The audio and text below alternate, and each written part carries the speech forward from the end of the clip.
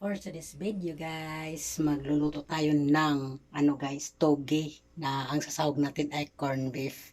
So ipakikita ko sa inyo guys ang ating mga isang cup na ating ihalo sa ating toge.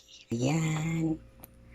Ayan guys, ayan, may sasahog na gisahin muna natin ang ating bawang, sibuyas, kamatis at siling green. Tapos ilalagay natin tong corned beef guys. At sunod natin yung toge na may mga kamote na yun guys, sayuti, ayan, tsaka cabbage, ayan po. Tapos number 1 natin unahin ang mantika, siyempre guys. So, meron tayong mga seasoning dyan guys, ayan. Kaya na tayo ng mantika, ayan.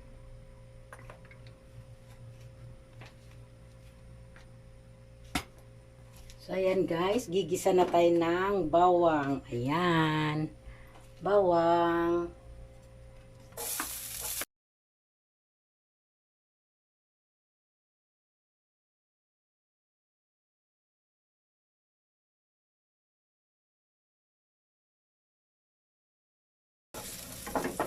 Sunod naman natin ang sibuyas.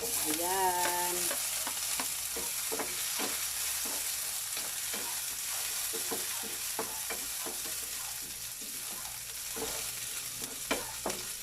Sunod naman natin ang kamatis. Ayan.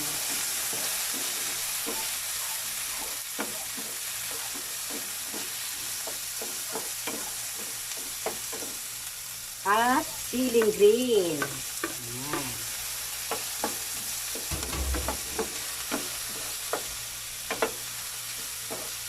Sabay ilagay na natin ang ating corned beef. Ayan.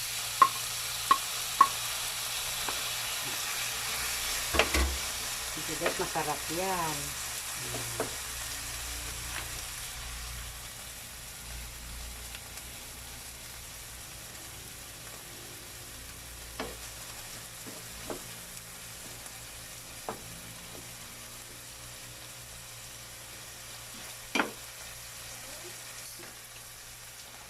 So, ayan guys, hahaluin natin.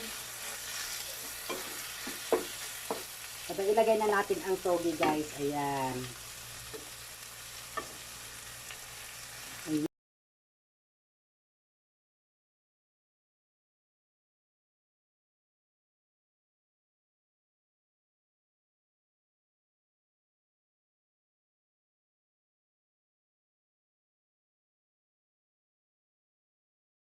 Tayo ng malaki-laki. Ayan. Ayan.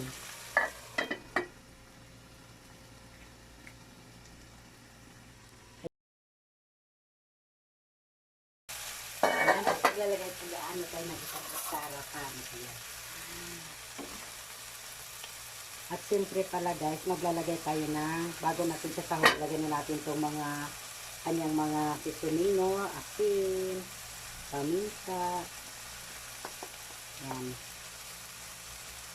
Para natin guys, para sulit. Ayan. Nakadikit kasi yung kanyang paminta. Ayan guys, unique siya guys kasi siguro pasta nyo lang nakikita ng toge na ilalagyan na ang sahog ay corn beef. Mabango siya guys. Ayan. So mag-add tayo ng tubig.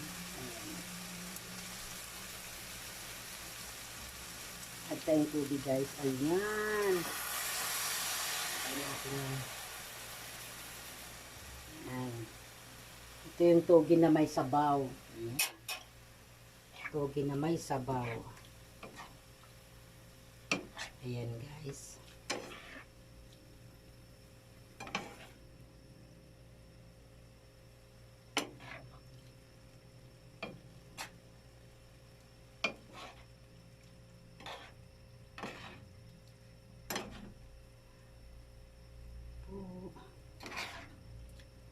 Kukuluan lang po natin yung sabaw niya. Tapos, yun.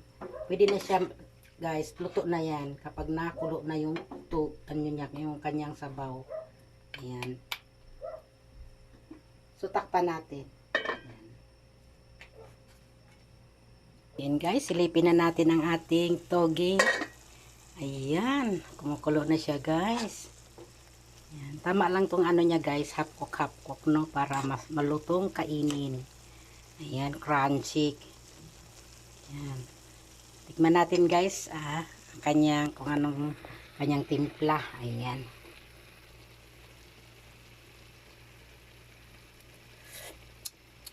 Sarap guys. So yun guys, masarap na siya guys, maanghang-anghang dahil maanghang po yung ating nilagay na mahabang siling green. Ayan, yummy na siya guys. Ayan na po. Ayan na siya.